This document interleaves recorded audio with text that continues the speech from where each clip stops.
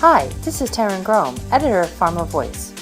We met with numerous inspirational thought leaders at this year's DIA annual conference as part of our Editors Take video series. I hope you enjoyed this discussion. In this episode, Taryn meets with Jignesh Patel, Principal Scientist, Clinical Research, Cardinal Health Regulatory Sciences. Welcome to 2017 DIA here in Chicago. Thank you. I'm glad to be here. What are adaptive clinical trials, and how is this compact being impacted by the leadership changes at FDA and the implementation of the 21st Century Cures Act? Glad you asked. Actually, adaptive trials has been in discussion for quite a while now. And actually, it's not a new concept. It has been in discussion around for a while. In 1970s, that there was a concept about randomized trials, adaptive randomized trials, and some of the sequential trials that can be used in an adaptive fashion. And then in mid-2000s, FDA came up with this concept of the breakthrough therapies and stuff like that, and that helped guide the discussion more into the adaptive style. Now, what are the adaptive trials? Basically, they are the tools that help the investigators to make the most beneficial clinical decisions for the patients and who are enrolled in the trials for the therapeutic area. And they want to make it such that it does not impact the integrity or the stability of the trial, but it helps guide the trial into in a well-informed but yet efficient way. So the new head of the FDA, Dr. Scott Gottlieb, he has a very clear vision. He himself is a clinician. He has a very clear vision about adaptive designs. Especially, he wants to make modernize the drug regulatory process and make it more efficient. Same concept is with the 21st Century Cures Act. Essentially, they want to roll down some of the regulatory burden and streamline the development of new drugs as well as the devices more efficient by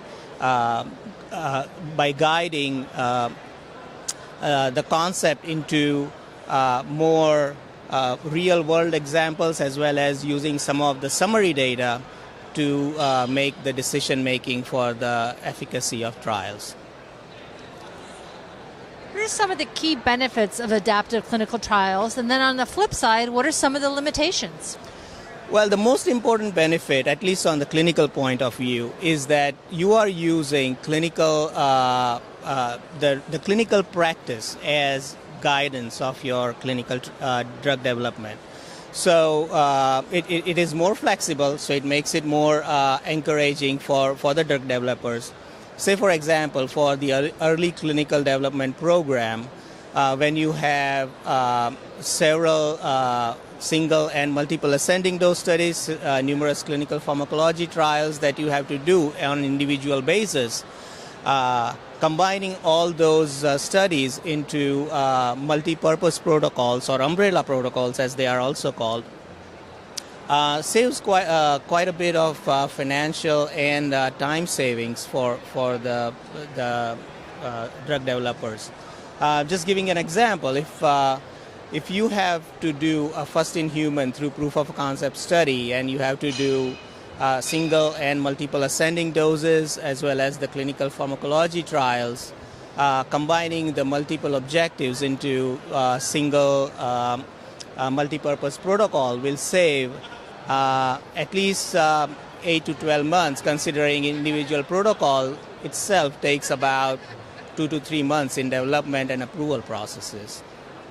So the disadvantage is you have to be careful when designing and planning these trials, especially because when you are trying to be more adaptive in trials, sometimes you do not anticipate the accurate dosage regimen, and then you have to investigate some of the clinical trials on a particular therapeutic dose, as well as you may have to reconsider your endpoints or your sample sizes. So in those cases, you may want to have an independent committee, either established by the independent consortium or identified by the CRO or pharma company to vet the protocols or the plans and to make sure that they are not abused or misused in this case. Can you provide an example of when the adaptive clinical methodology would be used? Typically, clinical method technology can be used in two different ways. One is from phase 1, early phase, first in human through proof of concept, or in the later stages. Now, some of the most efficient adaptations can be achieved in early phase clinical development. Say, for example, you have PK/PD based adaptations to to come up with the best approach in terms of finding the efficacy. You can also do dose ranging trials, both for finding the minimum effective dose and maximum tolerated dose in the same protocol to achieve the most efficient way of determining the accurate dose. You can do biomarker-based adaptations to, say, for example, concentration effect modeling for thorough QTC trial in lieu of thorough QTC trials during the early phases to get the initial flags on cardiac safety. You can also do adaptive sample size re-establishments based on evaluation of interim data in a blinded or an unblinded fashion. So these are some of the very normally used adaptive designs, but it can go into the Bayesian models for later phase trials also. I want to thank you so much for bringing such great perspectives on adaptive clinical trials. Thanks for having me. For more information on this topic, visit our Thought Leaders website. For more Editors Take videos from the DIA Annual Conference, visit www.pharmavoice.com. Thanks for joining us.